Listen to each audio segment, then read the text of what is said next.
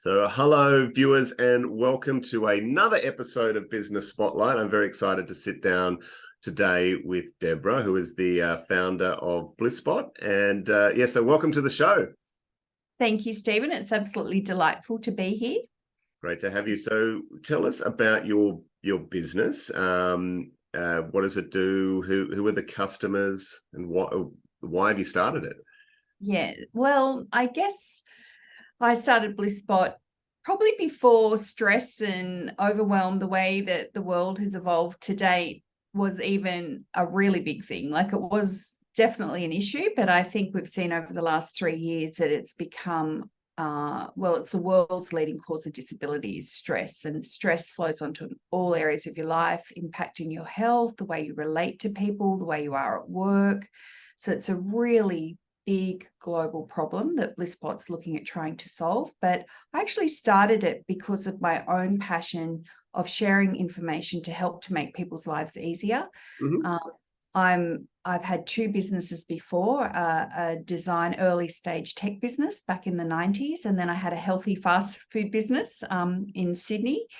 And through both of those businesses, the thing that I absolutely love to do is learn new ideas and techniques, usually personal development, personal growth, and I'd share them with my teams, and it would really impact our culture in an extremely positive way. Both of those businesses went from really, just struggling and surviving to really thriving when people develop skills to be the best that they can be in the workplace and all areas of their life, and then they can contribute with a clear mind, make good decisions. So I guess that was the foundation or the passion that began BlissSpot. Fantastic. So who are the customers of the business?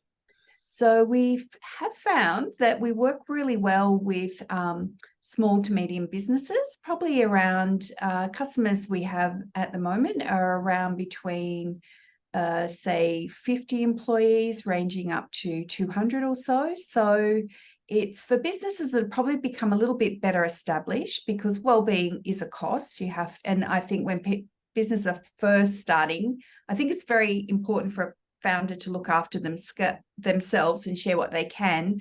But what we've found is in those early years of a business, people are usually focusing on their rent and paying their staff and those sorts of things. But as they evolve and become a team of, over 50 or so, people are often, or founders are looking for solutions to support their team. So we've developed a solution. We're very passionate about founder and team health and the difference it can make. And so that's really our sweet spot, and we love doing that work. Fantastic. Maybe I want to go into that space. Founders looking after their well-being. Yeah. What should we be thinking about in this space? Well, I know from my own personal journey and my own many challenges, I absolutely love business. I love what business brings, and I think it's one of the most fast-track personal development growth journeys you can possibly go on, because often I started my first business when I was 24, and I was so naive and I was so full of passion and so excited. It was a design business, corporate design. And I didn't really realize that a whole lot of other things come with business too, your cash flows and your staff and your team dynamics and sales and the wider economy and how that impacts your business. So I found on my own personal journey that business journey, you come across many, many personal challenges. And I suppose there's many opportunities you could even give up in business when you you hit a wall and you've done everything you can, but things aren't working. And I've been in that place many times, I will have to say. So you've hit the wall. But what I learned from a personal growth seminar was that when you're at that place, you need to develop more skills. So you stress, you need to be up here, but you're here. So that's why coaches, learning new ideas, new perspectives, that's what gets you up here, and you start to flow again with life, and you can really start to really build your business. So I've learned that by skills, implementing fresh ideas, learning from people who've already done the journey successfully, getting to the kitchen with the cook and learn how they do things successfully, and then you can recreate that.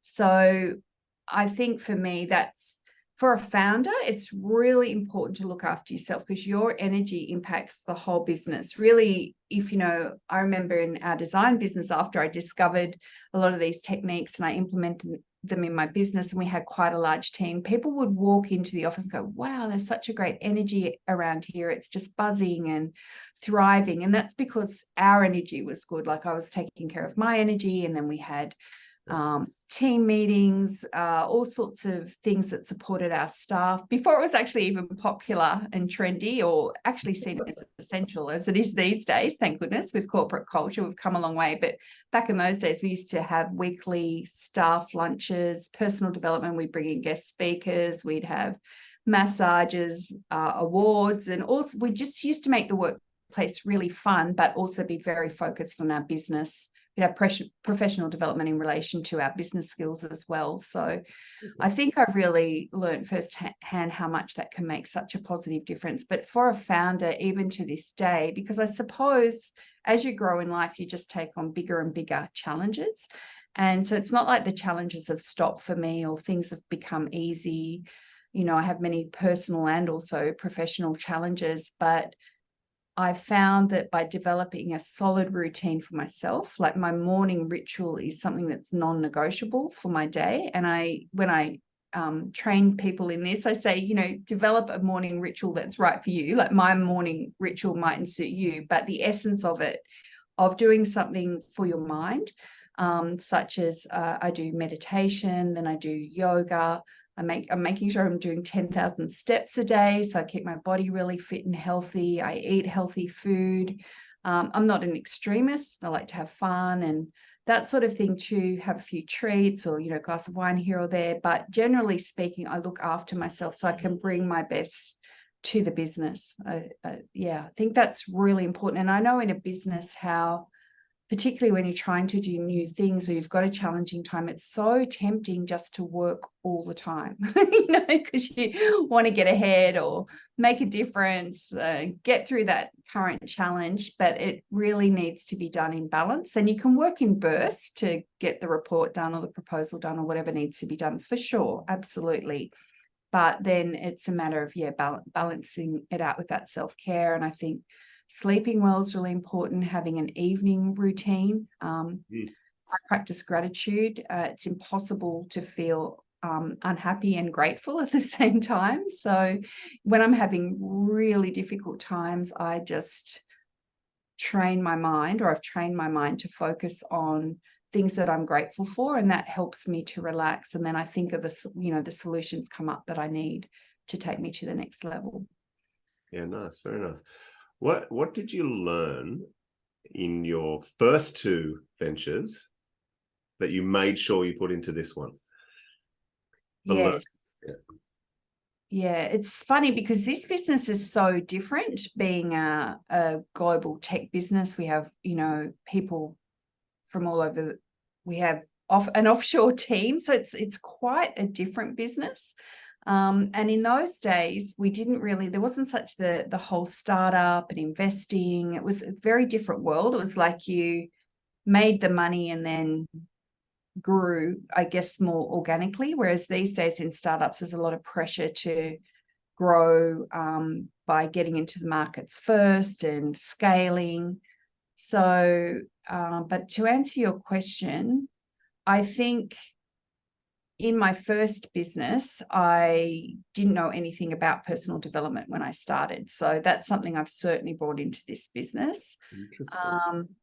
From my second business, that was very different. We had a lot of capital for that business to set it all up because it was a food business. So it was, you know, had a lot of expensive equipment and things associated with that. So I think from that, I've learned how to, because when you have a lot of capital, it's not really the answer. You've got to also make the business work, you know, because people can churn and burn through capital and they run out, and that's when businesses don't survive, sadly. So I guess what I learned, that even when you do have funding or you have money, to really be lean. And also too, I think what's happened to date is the market's really turned in the last year or two for tech businesses. So if you've got a big tech business, people are struggling because they've got to pay those bills. So I think in business, what I learned from my second business was to just be really lean and just spend the money that you have to, be, delegating where you're spending that money to get the best return. And don't be extravagant in business. I think people can get really carried away that they're in business until you've got the money to, just, I guess, doing it within the means that you have, I suppose, and then you can last and go further. Yeah, nice. Survive, which is important in business. Yeah, nice. And my next question, I don't know whether you've achieved this. I'm making an assumption. You talked about in your previous businesses, the level of energy and engagement from your team was quite high, and you now have a global team. How do you achieve that?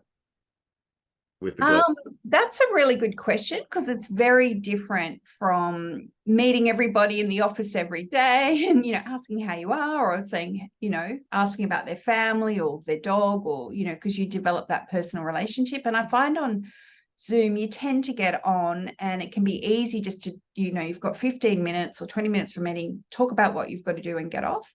So what I do with my team is I make an effort to ensure that I do know about how many children that they have and how old they are, and not, overtly knowing everything about their personal life, because that would be totally inappropriate, but just knowing the main things, if they're feeling well, asking, and it's so divine, because you learn about different cultures all over the world, and you realize we're really all the same. We have all the same problems and hopes and dreams at the end of the day, that we want to do well and do work that we love and those kinds of things. So I think it is just don't feel in a rush or time poor to make that personal connection, even on Zoom. Like yesterday, for example, I've got an advisor associated with BlissSpot, and we've spoken over Zoom for the last year and a half. So I went into the city yesterday. I had another meeting right where he was, and I said, let's catch up, because it'd be so nice to meet in person. It was so lovely. But obviously you can't do that with people working in the UK or Pakistan or Romania. That might never happen. You might never be able to meet them in person, but you can still definitely develop relationships. Like one of our key developers, he's worked with us for 6 years, and he's such a lovely person. I've got the deepest respect for him. And I guess we've built that up over our conversations on Zoom, and caring for each other and just taking a moment to ask those personal questions. But I think also it's the way you treat people, and through the work process as well, and clear communication and giving good deadlines and trying to be as professional as possible. So that develops the culture. And also we do some silly things too. Like we had a funny little Christmas party where we had music and asked trivia questions and dressed up and, had drinks and that sort of thing. So I think it's just not as you would do in a face-to-face company. You wouldn't see those things as trivial. They're sort of part of the whole package of having business. So developing, I think, remote versions of those that work is helpful. Great advice. Because you, like you say, they could be on the other side of the world, but they could be just down the road, but we don't get the human contact. Yeah, that's right. And I think we miss it, because there's something about being in somebody's energy and they're being in your energy. I think there's something very special about that, but it's the world we live in. And I just feel so grateful we have Zoom, and we are able, like, it's opened us up to this whole world of incredible people that we can work with. Like, that's amazing. Yeah. And so what are you excited about for the future for BlissSpot? Well, I'm really excited about making wellbeing more accessible and available to everybody. And I think I look at people and I feel when people are struggling or stressed, it's very common to think it'll pass or it'll get better.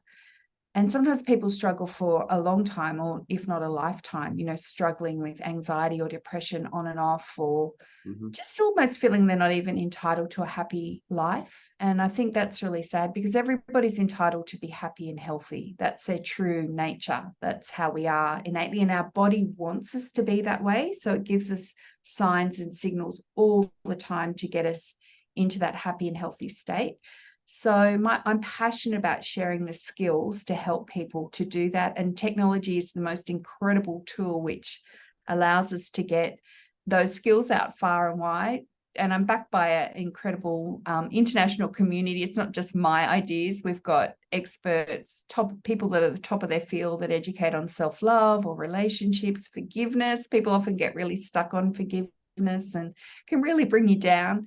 Or sleeping, it's common for people not to sleep, but by knowing tips and techniques and from learning from the best, it can really change up your life. So I'm really excited about getting those skills out to as many people as possible, because even from what I've seen, if people can be extremely wealthy and still struggle with maybe communicating with the people they love the most, or not sleeping well, or so it's beyond money. It's about finding that happy, healthy place within and living life from that. Fantastic. Well, Deborah, I want to express my deep gratitude to you, so that I can't be upset. It's been a great session. Lovely to hear your story. I'm sure lots of entrepreneurs who are on their first venture or even thinking about doing it will get a lot out of this. So thank you very much. Thank you so much, Stephen. It's been delightful, and thank you for the opportunity too. You are most welcome.